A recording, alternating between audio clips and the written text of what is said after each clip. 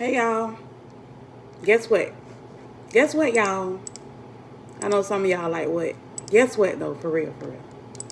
If it had not been for the Lord on my side, tell me where would I be? Where would I be if it had not been for the Lord on my side? Tell me where would I be? I wanna know where would I be? For somebody, this is just a testimony all on its own. If we did not have the Lord on our side, tell me where would we be, y'all? Like, some of us would be dead. We wouldn't even be here. Like, we would be already sleeping in our graves, because I got plenty of testimonies about that. You know, some of us would still be lost out, just wide open, uncovered, not shielded, not protected, not loved the way that we are. You know, if it had not been for the Lord on our side, what would we really be? Like, I want you to think about that on today. Like, it don't take much to think about it. Like, what would you be for real? I was thinking about this because I'm like, first it was God and his son. And they had a conversation amongst themselves. They had to. It said it in Genesis. They had a whole full-blown conversation about how they was going to do this thing, right? So the Lord sacrificed his son. The Lord gave up his son and made a commitment not only to us as his, as him being the father, the creator, but he made a commitment to his son that he would sacrifice his life, but on the other side, he would save him even unto death, like even him being obedient to death. Like, God had already saved him then, but it had to take place, though. It had to happen in the physical in order for the Lord to see the manifestation of God's glory, of the big plan, the big reveal, the destiny of it all. And Jesus came down and he did the same for us. Like, he actually sacrificed his whole life for us. Now, if you don't believe in Jesus, I am not talking about you. If you don't believe in the God that I serve, I am not talking about you. I'm talking about people who really believe, This thing's so deep. It's so deep, y'all. If it had not been for the Lord on our side, where would we be? See, I'm at work right now. But at the end of the day, yeah, I care about my job. Yeah, I care about everything that God has blessed me with. But at the end of the day, nothing comes before God. No, nothing. When I tell you nothing, nobody. And if you know me, you know. Like, it's people that know me, but it's people that don't really know me like that. They really only know the outer surface. But if you know the inner man in me, if you know me, my spirit, the way that I move, the life that I live for real, like, don't nobody come before God in my life. Nothing. I may struggle, you know, I may struggle with some things, because I ain't perfect. I tell y'all that all the time. But when I tell you, nothing comes before the Lord. Nothing comes before God. Like, if it had not been for the Lord, and it ain't always been like that now. It has not always been like that now. If I can be honest, I have not always put God first. Like, my whole life, I always knew that God was first. I always knew that, like, growing up when I was coming up. But I have not always made the best decisions. But when I knew better, when I actually really knew better, I did better. Like, and if it had not been for the Lord on our side, where would we be? This just takes me to the story of Abraham. When God told Abraham to go sacrifice his son on the mount or whatever, wherever Abraham was going. He took Isaac, I believe his name was Isaac.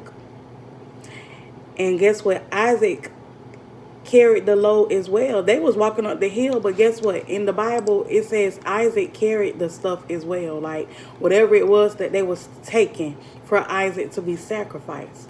But God was just testing his heart. God was not going to allow Abram, because his name was changed. God was not going to allow Abram to sacrifice his only begotten son. Come on. Come on. Do y'all not know the story? Like the deepness of the story. Like, I'm not asking you, do you know the actual story? Because we all can read a story and be like, yeah, that was a good story. I'm talking about, do you know the deepness of the depth of the story? God was not trying to actually have Abraham kill his child. Not the promised seed. No. In all those passages before that we read that Isaac was the promised child, God was testing Abraham to see Abraham's heart, because God knew Abraham's heart. You know, God know our very thoughts. He know us before he formed us. But he was testing Abraham's heart to see what he would do. He already knew what Abraham would do, but he wanted to see Abraham walk out the plans of God. Somebody, y'all, somebody, all you got to do is just walk out the plans of God, right? Just let God have his way. Like, let him be in total control. Like, if what your heart desire is in the will of God, trust me, it will come to pass. It's gonna happen. Trust me. But you also have to think about, where will you be without the Lord? Take God more seriously in your life. Because guess what? It's going to come a time where we're going to really have to choose. See, right now, God is just allowing us to live for real, to be honest. But it's a time that's coming that's not too far from the time that we're living in right now. And guess what? We really going to have to choose who we serve.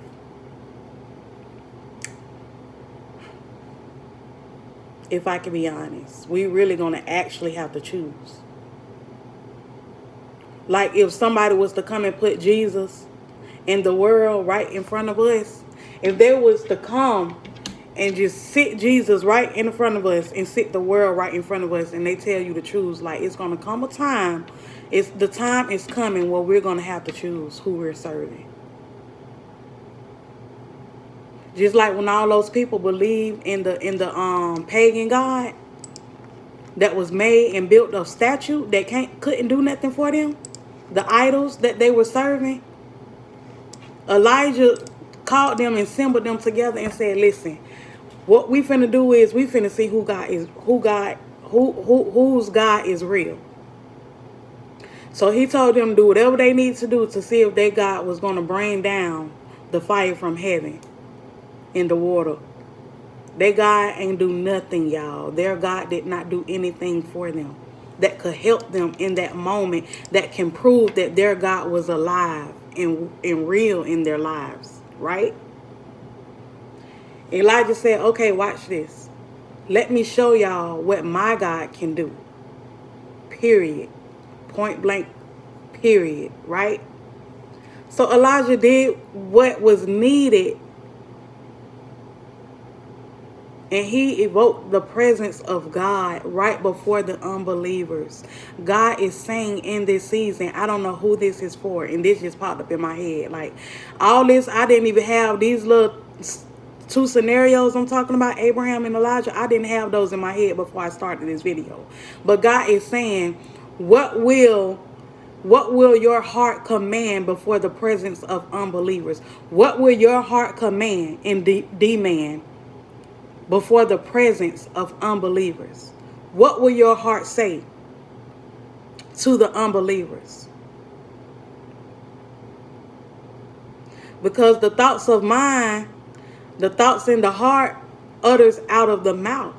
So what are you thinking in this season? Like, what are you seeing in this season?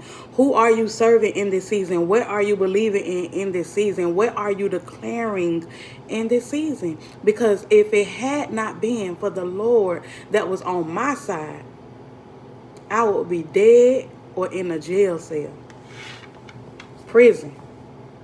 Because it was a point in time where I was facing time in prison, okay? It was a point in time where guns got pulled against my head because I didn't want to give it up. But the Lord, though, but God, I don't know. Somebody just need a but God in their spirit on today, okay? I love y'all and be blessed.